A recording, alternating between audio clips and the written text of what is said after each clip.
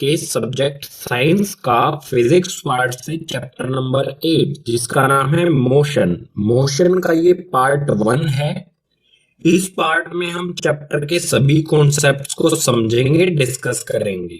इस चैप्टर में न्यूमेरिकल्स भी हैं, तो एनसीईआरटी के जो भी न्यूमेरिकल्स है उनका सॉल्यूशन और साथ ही कुछ एक्स्ट्रा क्वेश्चन जो कि इम्पोर्टेंट होंगे एग्जाम के लिए, उन सभी को पार्ट 2 में डिस्कस करेंगे। तो पार्ट 1, पार्ट 2 और इसी के साथ एनसीईआरटी सॉल्यूशन और इस चैप्टर के जो भी नोट्स है उन सभी का लिंक आपको नीचे डिस्क्रिप्शन बॉक्स में दिया गया है। कोई भी ऑब्जेक्ट, कोई भी बॉडी या कोई भी थिंग दो स्टेट्स में हो सकता है, या तो वो रेस्ट में हो सकता है या मोशन में हो सकता है। तो इन दोनों को एक एक करके समझ लेते हैं। रेस्ट क्या होता है, उसके बाद मोशन क्या होता है। रेस्ट में हमें दिया है a body is said to be in a state of rest when its position does not change with respect to a reference point। किसी भी बॉडी या किसी भी ऑब्जेक्ट को रेस्ट में तब कहा जाएगा तब उसकी पोजीशन चेंज नहीं हो रही है किसी रेफरेंस पॉइंट से। चलो एग्जांपल से समझ लेते हैं। यहाँ पर ये है शॉप, इसके पास में ये है स्कूटर। यहाँ पर रेफरेंस पॉइंट है शॉप और हमारा ऑब्जेक्ट है स्कूटर। तो आप यहाँ पर देख सकते हैं कि स्कूटर की पोजीशन में कोई चेंज नहीं आ रहा है, ना तो ये शॉप से दूर जा रहा है ना ही इसके पास में आ रहा है, बिल्कुल डिस्टेंस मेंटेन करके रखा है इसने। तो हम कह सकते हैं स्कूटर क्या है, रेस्ट की पोजीशन में है। अब है मोशन। चैप्टर का नाम भी मोशन है तो इसे अच्छी तरह से समझ लेते हैं। तो यहाँ पर हमें दिया है a body is said to be in motion when its position changes with respect to a reference point। कोई भी बॉडी या कोई भी ऑब्जेक्ट उसको मोशन में तब कहा जाएगा जब वो अपनी पोजीशन में चेंज करता है किसी भी रेफरेंस पॉइंट से। इसको भी एग्जांपल से समझ लेते हैं। ये है रेफरेंस पॉइंट यानी कि शॉप और ये है स्कूटर। रेस्ट वाली कंडीशन में कोई भी पोजीशन चेंज नहीं हुई थी, लेकिन मोशन में क्या होगा, यहां पर आप देखिए स्कूटर की पोजीशन अभी ये है, कुछ सेकंड बाद स्कूटर यहां से यहां पहुंच गया। अगर हम रेफरेंस पॉइंट से कंपेयर करें तो पहले स्कूटर यहां पर था, अब स्कूटर यहां पर आ गया है, यानी कि इसने अपनी पोजीशन को चेंज कर लिया है। तो इस कंडीशन में हम कहेंगे स्कूटर क्या है, मोशन में है। जो भी हमारा ऑब्जेक्ट या फिर बॉडी है ये मोशन में है। अगर स्कूटर अपनी पोजीशन चेंज नहीं करता तो रेस्ट में, अगर स्कूटर अपनी पोजीशन चेंज कर लेता है तो मोशन में। मोशन के टोटल 3 टाइप्स होते हैं और वो कौन कौन से हैं, यहां पर तीनों दिए गए हैं। इसमें फर्स्ट है लीनियर मोशन। लीनियर मोशन बिल्कुल स्ट्रेट लाइन में होता है, जैसा यहाँ पर स्कूटर ने अपनी पोजीशन किस डायरेक्शन में चेंज की, बिल्कुल स्ट्रेट लाइन में। तो ये क्या आता है यहाँ पर, लीनियर मोशन। सेकंड है सर्कुलेटरी मोशन। सर्कुलेटरी मोशन में कोई भी ऑब्जेक्ट होगा वो सर्कुलर पाथ पर जब चलेगा उसको कहा जाएगा सर्कुलर मोशन। थर्ड है ऑसिलेटरी मोशन। ऑसिलेटरी मोशन में ऑब्जेक्ट अपनी मेन पोजीशन से आगे या फिर पीछे वाइब्रेट करेगा। कभी ये ऑब्जेक्ट इधर जाएगा फिर वापस इधर आएगा, जैसे पेंडुलम होता है ना, उसी की तरह मूव करेगा। क्लास 9th में हमें इन तीनों मोशन को नहीं पढ़ना है, हमें सिर्फ पढ़ना है लीनियर मोशन को, जो कि एक स्ट्रेट लाइन में होता है। रेस्ट और मोशन की स्टेट को समझने के बाद चैप्टर में कॉन्सेप्ट आता है फिजिकल क्वांटिटीज। जो हमारा चैप्टर है मोशन, इसमें हम मेनली फिजिकल क्वांटिटीज को ही स्टडी करेंगे, समझेंगे। कौन कौन सी फिजिकल क्वांटिटीज को पढ़ेंगे ये बताऊंगा मैं आपको नेक्स्ट पेज पर। उससे पहले ये समझ लेते हैं फिजिकल क्वांटिटीज क्या होती हैं। इसमें हमें दिया है it is a physical property of material that can be measured. किसी भी मटेरियल, किसी भी ऑब्जेक्ट या किसी भी बॉडी की ऐसी प्रॉपर्टी जिसे मेजर किया जा सके यानी कि मापा जा सके। किसी भी चीज का ऐसा गुण जिसको मापा जा सके उसको कहेंगे हम फिजिकल क्वांटिटी। इसका बेस्ट एग्जांपल हो जाएगा आपकी हाइट। आपकी हाइट को मेजर किया जा सकता है ना, तो आपकी हाइट भी क्या है, फिजिकल क्वांटिटी है। नेक्स्ट लाइन दी है इसमें, इट हैज टू टाइप्स।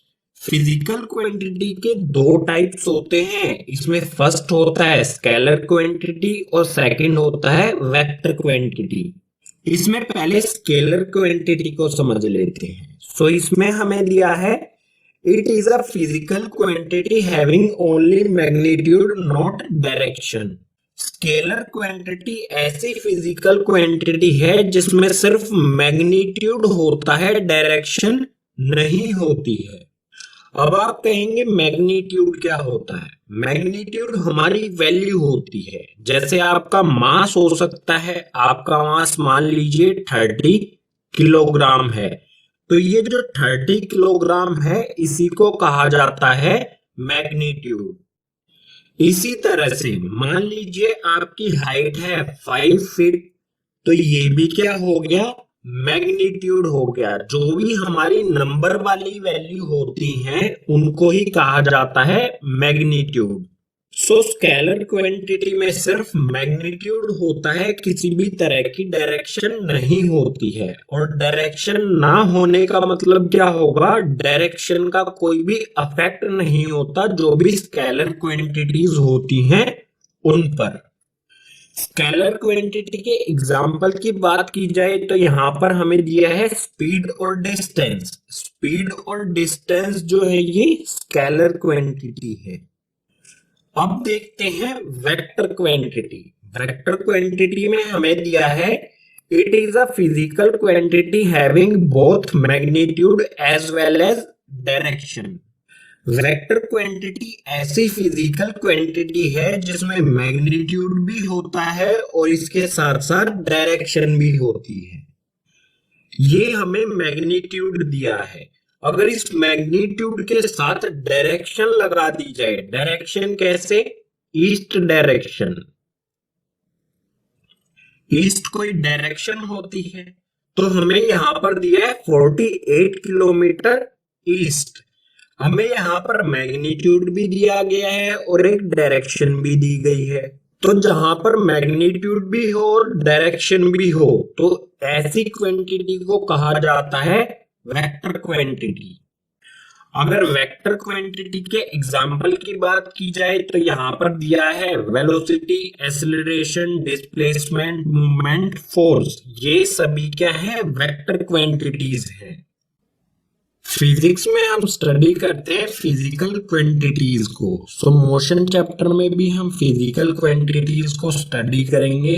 यहाँ पर दिया है फिजिकल क्वांटिटीज ऑफ मोशन। इस चैप्टर मोशन में जो जो भी फिजिकल क्वांटिटीज की स्टडी करेंगे वो यहाँ पर दी गई हैं। इसमें सबसे पहले है यहाँ पर डिस्टेंस, उसके बाद डिस्प्लेसमेंट, उसके बाद स्पीड, उसके बाद वेलोसिटी और उसके बाद एक्सेलरेशन। इन 5 फिजिकल क्वांटिटीज को पढ़ेंगे जिनके सामने राइट लगा है।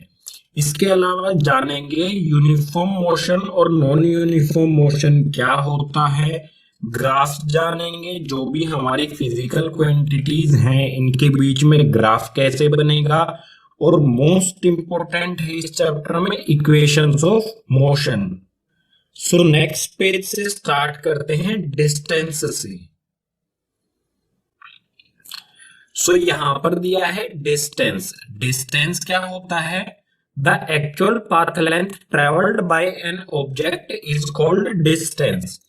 कोई ऑब्जेक्ट या कोई बॉडी किसी रास्ते यानी कि पाथ पर ट्रेवल यानी कि यात्रा करता है तो जिस पाथ पर वो ट्रेवल करता है उसी पाथ की लेंथ यानी कि रास्ते की लंबाई को ही कहा जाता है डिस्टेंस। डिस्टेंस में हमें आगे कुछ पॉइंट्स दिए गए हैं, इन्हें भी समझ लेते हैं एक एक करके। सो यहाँ पर फर्स्ट है, it is a scalar quantity. Distance एक स्केलर क्वांटिटी है, यानी कि इसमें सिर्फ मैग्नीट्यूड होता है, इसमें कोई भी डायरेक्शन नहीं होती है। इसमें सेकंड है, it always positive and can be zero. किसी भी मूविंग बॉडी या किसी भी मूविंग ऑब्जेक्ट का डिस्टेंस हमेशा पॉजिटिव होगा और कभी भी जीरो नहीं होगा। थर्ड पॉइंट दिया है, its SI unit is metre. Distance की एसआई यूनिट होती है मीटर, यानी कि डिस्टेंस को हम मीटर में मापते हैं और मीटर का सिंबल होता है स्मॉल m, ये होता है मीटर का सिंबल। लेकिन डिस्टेंस को और भी यूनिट्स में मेजर किया जा सकता है, जैसे किलोमीटर हो गया, सेंटीमीटर हो गया, मिलीमीटर हो गया। इसके अलावा और भी बहुत सारी यूनिट्स होती हैं, जैसे माइल्स वगैरह। अब एक एग्जाम्पल और ले लेते हैं डिस्टेंस का। सो हमें यहाँ पर ये दिया गया है A point, B point, C point और डी पॉइंट। यहां से यहां, ठीक है, ये जो गैप आपको दिख रहा है ये है 10 मीटर, उसके बाद फिर से 10 मीटर, फिर से 10 मीटर, तो 0 से 10 तक जाएंगे, उसके बाद 20 हो जाएगा, 30, 40। इसी तरह से डी पॉइंट है 100 मीटर पर। मान लीजिए ए पॉइंट पर कोई बॉडी या कोई ऑब्जेक्ट है, वो यहां से ए पॉइंट से डी पॉइंट तक जाता है, यहां पर पहुंच गया, तो उसने कितना डिस्टेंस कवर किया? सिंपल सी बात है, जिस भी रास्ते पर वो चलकर गया है उसी रास्ते यानी कि पाथ की लेंथ को ही कहा जाता है डिस्टेंस। सो 0 से चला 100 तक, तो उसने कितना डिस्टेंस कवर किया? 100। अब एक और कंडीशन ले लेते हैं। मान लीजिए ये ऑब्जेक्ट ए से चला डी पर, डी के बाद वो वापस मुड़ा और आ गया सी पर। अब उसकी पोजीशन हो गई सी, ये पोजीशन हो गई जहां पर मैंने डॉट लगाया है। तो यहां पर भी बिल्कुल सिंपल सी हमारी कैलकुलेशन होगी। ए से गया डी पर यानी कि 100 मीटर हो गए, ठीक है, ये हो गया 100 मीटर। उसके बाद डी से वापस मुड़ा, वो आ गया सी पर, तो डी से सी पर आने में उसे कितना डिस्टेंस कवर किया? 10, 20, 30, 40। तो ये किया इसने 40 मीटर। तो ये टोटल कितना चला? जो भी ऑब्जेक्ट या जो भी बॉडी था ए से डी पर गया, डी से सी पर आया, तो उसने टोटल कितना डिस्टेंस कवर किया? यहां से यहाँ 100, उसके बाद यहां से यहाँ 40। 100 प्लस 40 हो जाएगा 140 मीटर। डिस्टेंस हमेशा ऐड हो जाएगा, जितना भी ऑब्जेक्ट चला होगा, उसने यात्रा की होगी, ट्रेवल किया होगा। डिस्टेंस के बाद अब है डिस्प्लेसमेंट। डिस्प्लेसमेंट क्या होता है? सो इसमें हमें दिया है the shortest distance between initial position and final position is called displacement. Initial position और फाइनल पोजीशन के बीच जो सबसे छोटा डिस्टेंस होता है उसी को कहा जाता है डिस्प्लेसमेंट। अब इनिशियल पोजीशन क्या होती है? इनिशियल पोजीशन वो पोजीशन होती है जहां से कोई भी हमारा ऑब्जेक्ट या कोई भी हमारी बॉडी चलना स्टार्ट करती है, जस्ट स्टार्टिंग पोजीशन कह सकते हैं। और फाइनल पोजीशन वो होती है जहां पर वो बॉडी अपनी ट्रेवल यानी कि यात्रा को एंड करता है, समाप्त करता है अपनी यात्रा को, उस पोजीशन को कहा जाएगा फाइनल पोजीशन। सो डिस्प्लेसमेंट में हमें कुछ पॉइंट्स दिए गए हैं, इन्हें भी समझ लेते हैं। इसमें फर्स्ट है, it is a vector quantity. Displacement एक वेक्टर क्वांटिटी होता है, यानी कि इसमें मैग्नीट्यूड के साथ साथ डायरेक्शन भी गिवन होती है। सेकंड पॉइंट है, it can positive, negative and zero. Displacement positive भी हो सकता है, नेगेटिव भी हो सकता है और जीरो भी हो सकता है। अब पॉजिटिव किस कंडीशन में होगा, नेगेटिव किस कंडीशन में होगा, जीरो किस कंडीशन में होगा, इसको एग्जाम्पल से समझेंगे। उससे पहले थर्ड पॉइंट है, its SI unit is metre. Distance की तरह भी डिस्प्लेसमेंट की एसआई यूनिट भी मीटर होती है, जिसका सिंबल होता है स्मॉल एम। डिस्टेंस और डिस्प्लेसमेंट की एसआई यूनिट सेम यानी कि मीटर होती है, क्योंकि ये भी क्या है, एक तरह का डिस्टेंस ही है किन्हीं भी दो पोजीशंस के बीच में। सो अब एक एग्जांपल ले लेते हैं पॉजिटिव डिस्प्लेसमेंट के लिए। सपोज कीजिए हमारा कोई ऑब्जेक्ट या कोई बॉडी है जो ए पॉइंट पर है। ये जो डॉट बनाया है ये हो गया हमारा कोई ऑब्जेक्ट, और मूव करता है, आ जाता है डी पॉइंट पर। डी पॉइंट पर पहुंचने के बाद ये वापस से यू टर्न लेता है, अपनी डायरेक्शन चेंज करता है और सी पॉइंट पर आके यहाँ पे रुकता है। यानी इस ऑब्जेक्ट की इनिशियल पोजीशन, स्टार्टिंग पोजीशन को कहते हैं initial position. So initial position है ए और फाइनल पोजीशन है सी, जहां पर लास्ट में वो रुक जाता है। तो डिस्प्लेसमेंट क्या होता है, इनिशियल पोजीशन यानी स्टार्टिंग पोजीशन और फाइनल पोजीशन के बीच का डिस्टेंस। सो इस ए और सी पॉइंट के बीच कितना डिस्टेंस है, सो ए से अगर सी तक हम जाएंगे तो ये हो जाएगा, ये डिस्टेंस ये हो जाएगा 60 मीटर। अब डिस्प्लेसमेंट एक वेक्टर क्वांटिटी है, तो इसके साथ साथ हमें डायरेक्शन भी लिखनी होगी।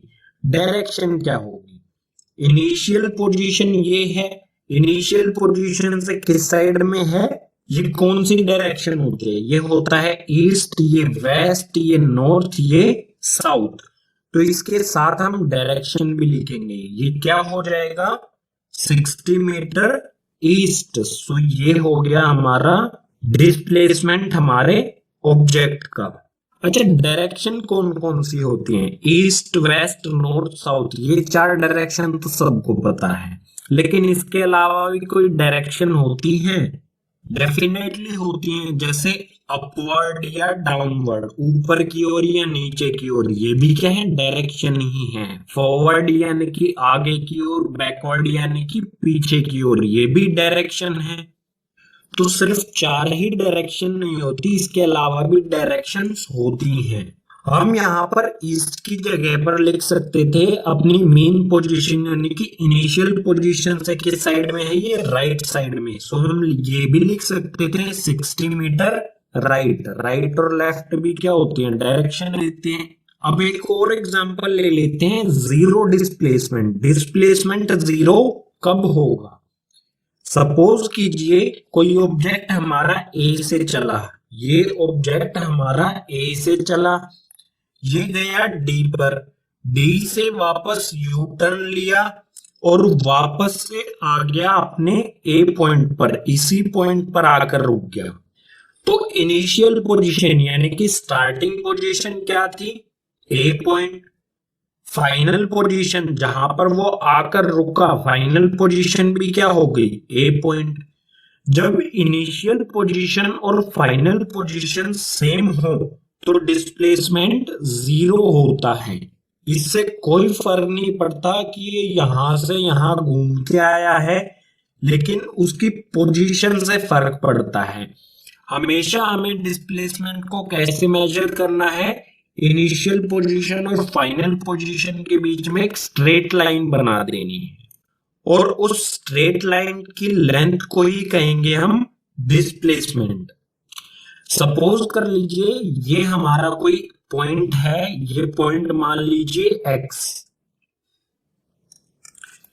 एक्स पॉइंट से हमारा कोई ऑब्जेक्ट इस रास्ते पर चला, ठीक है, ये चला इस रास्ते पर, ये आ गया यहां पर, यहां से चलना स्टार्ट किया, यानी इनिशियल पोजीशन, स्टार्टिंग पोजीशन हो गई एक्स। उसके बाद किसी भी रास्ते पर घूम के वो आया, इस वाई पोजीशन, वाई पॉइंट पर पहुंच गया, और फाइनल पोजीशन यहीं पर आकर रुक गया, तो फाइनल पोजीशन हो गई वाई। अब डिस्प्लेसमेंट क्या होगा, इससे कोई फर्क नहीं पड़ेगा कि वो कहाँ से घूम के आया है, किसी भी रास्ते से घूम के आया है। डिस्प्लेसमेंट होगा सिर्फ x और y, इनिशियल पोजीशन और फाइनल पोजीशन के बीच का डिस्टेंस कितना है, इसी डिस्टेंस को कहा जाएगा डिस्प्लेसमेंट। पीछे वाले पेजेस पर डिस्टेंस और डिस्प्लेसमेंट को समझने के बाद अब हमारे लिए ये जानना जरूरी है कि डिस्टेंस और डिस्प्लेसमेंट में डिफरेंस क्या होता है, अंतर क्या होता है। सो यहाँ पर दिया है difference between distance and displacement. इस तरफ डिस्टेंस के बारे में दिया गया है, इस तरफ डिस्प्लेसमेंट के बारे में दिया गया है। सो डिस्टेंस में हमें फर्स्ट पॉइंट दिया है, it is actual path length travelled by an object. ये पीछे पढ़ चुके हैं कि ये असल में पाथ की लंबाई होती है जिस पर ऑब्जेक्ट ट्रेवल करता है, उसे कहा जाता है डिस्टेंस। और डिस्प्लेसमेंट क्या होता है, ये सबसे छोटा डिस्टेंस होता है इनिशियल पॉइंट या फिर कह सकते हैं इनिशियल पोजीशन और फाइनल पॉइंट यानी कि फाइनल पोजीशन के बीच। सेकंड पॉइंट दिया है, it is a scalar quantity. Distance एक स्केलर क्वांटिटी है, वहीं डिस्प्लेसमेंट एक वेक्टर क्वांटिटी है। थर्ड पॉइंट दिया है, it always positive and cantt B zero. Distance हमेशा पॉजिटिव होगा और कभी भी जीरो नहीं होगा किसी भी मूविंग बॉडी का। लेकिन डिस्प्लेसमेंट क्या होता है, it can be positive, negative and can be zero. Displacement positive भी हो सकता है, नेगेटिव भी हो सकता है और जीरो भी हो सकता है। ये हो गया यहाँ पर थर्ड डिफरेंस। जो भी ये डिस्टेंस और डिस्प्लेसमेंट के बीच डिफरेंस है, इसका आप एक स्क्रीनशॉट ले लीजिए और इसे मेमोराइज कर लीजिए, क्योंकि इस तरह का क्वेश्चन एग्जाम में आ सकता है और इससे पहले भी कई बार